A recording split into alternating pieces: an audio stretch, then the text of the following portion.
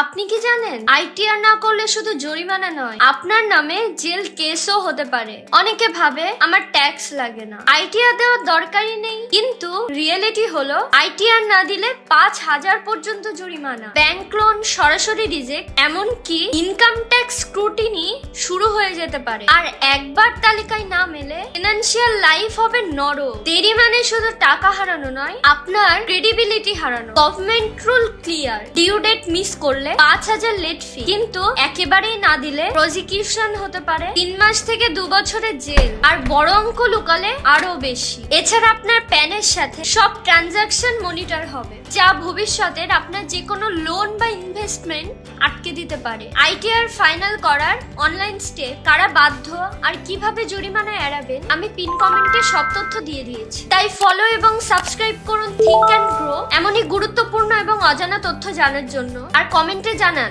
আপনি কি সময় মতো আইটিআর করছেন।